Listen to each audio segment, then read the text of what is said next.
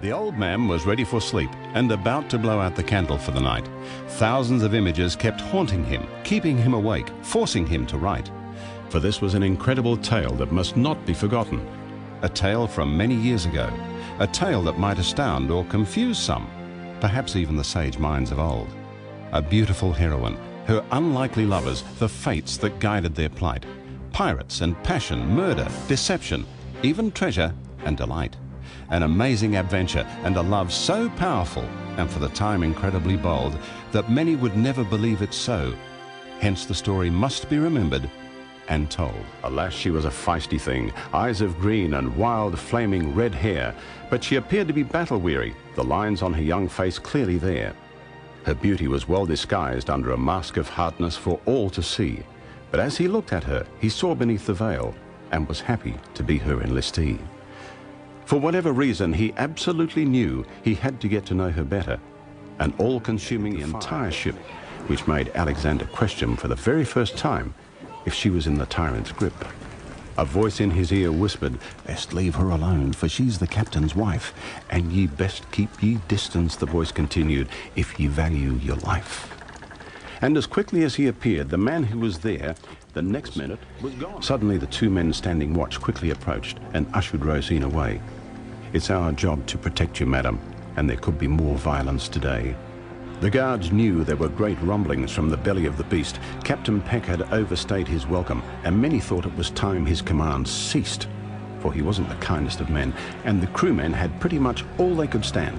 It was highly likely there would be a mutiny before the ship reached land. So tomorrow it would begin. At the break of dawn, with swords drawn, the crew made their way up to the cabin deck. One of Peck's officers screamed, "Mutiny!" as he felt the cutlass pierce his neck. And Captain Peck's crew stormed the great ship like a pack of ravenous lions, clashing swords and a blood-stained deck as they lashed out in utter defiance. And as the fighting continued, they never noticed the approach of Jacinto's ship, when suddenly cannon blasts roared, causing the vanguard to shudder and tip. They scurried to the decks below. If it's a fight they want, then a fight they'll get. They loaded up the cannons, put aside their differences to answer the sudden threat. Another blast was heard as the chain shot shattered the vanguard's rigging. The battle was... Rozene was on the beach for less than a minute, her toes buried deep in the sand. She was laughing and frolicking about, and finally a real smile he witnessed firsthand. "Come and dance with me," she said, as she boldly took the lead. As he joined her in their first dance together, he wondered, did her intentions mislead? "Tell me more about you," Alexander said. "And what is that you'd like to know?" "Everything I can," he replied, "for I..." Jacinto yelled to the captain from the port side, "You know what I've come for, Peck. Just bring her to me and I'll let you flee, or else take your chances with that wreck." "How many times must I continue to tell you," Peck with anger said. "Rozene is not here. I'm afraid she fell overboard and is quite probably dead." "Your Rozene is my Lady Rain, and is much stronger than you could ever know. And I think you're hiding her from me. Why else won't you let me board and look below?" "Many lives have been lost for a woman who is not here," Captain Peck replied. "I know you, Jacinto. You've had it in for me ever since I took the love that you were denied." "My boy," with even a deeper voice Jacinto spoke.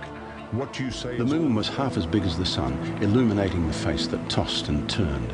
A quiet battle raged within her over why this man would eventually be burned. She could feel her control being slowly eroded by a man most unlike she had ever known.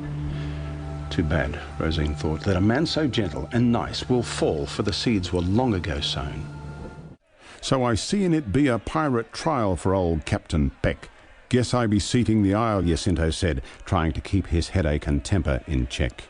And all the eyes were transfixed upon Peck and the crew as they entered the court. Now he was wishing he was 1,000 miles away from this port. The tables were full, and Edward loomed over all from the bar, making his presence somewhat intimidating and his pirate courtroom rather bizarre.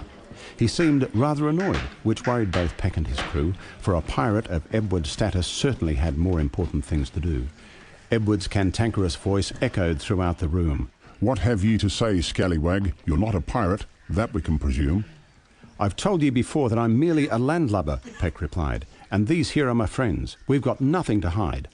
Edward leaned over and gave Peck a cold, hard stare. "Culver, so ye say? Well, I be thinking we be clear in the air.